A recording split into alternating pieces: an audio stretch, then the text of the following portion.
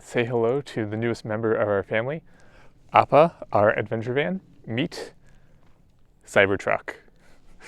No, we did not actually buy a Cybertruck. Our car is in the shop right now, and this is the only rental vehicle they had available. So I figured this would be a great opportunity to just see what it would be like to own a Cybertruck in the day of a life of a horse person. So obviously the look is famously divisive, but from an actual vehicle standpoint, it's surprisingly great. On the inside, you have your usual Tesla sparse interior, but it is very nice and luxurious.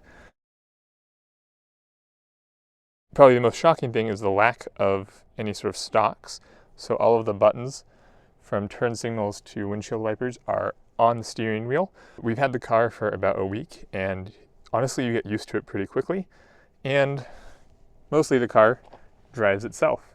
So you don't actually have to worry about that too much. But when driving, it is a Tesla car. It drives very fast. It's very fun to drive. So major points for that.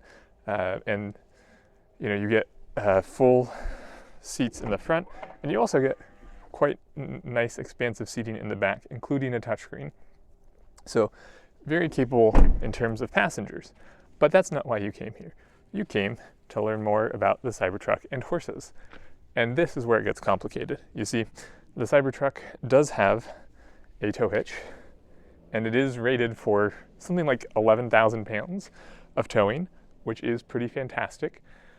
But when you look at the bed, if you're towing a heavier trailer, you probably are thinking a gooseneck or a fifth wheel, and the bed by default does not have an obvious way to attach those. And unfortunately, because of the infamous unibody design, there's not support rails in the bed, and so there's no official way to attach any sort of gooseneck or fifth wheel attachment point, which is kind of a deal breaker if you're looking at doing more than like a 2-horse trailer.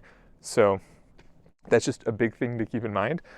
It is, you know, by the specs, probably the most capable electric truck out there, but you know, if you're really doing heavy duty hauling, it may not suit your needs. And even if you did figure out a way to modify the bed itself for those larger trailers, because of the shape back here that makes it more aerodynamic, if you tried to like jackknife a trailer for maneuvering in tight spaces, it's just going to hit these walls. So you know, unfortunately not the best truck for that sort of big trailer use case. But, you know, it has great suspension, really great angles of attack, very powerful motors, so if you're looking for a bit more off-roading adventure lifestyle, definitely a good fit. So, as I said, the answer is nuanced and really depends on the level of stuff that you're hauling as to whether this or a different electric truck like the Rivian or Ford F-150 Lightning makes more sense for you. Hope you found this useful, and until next time.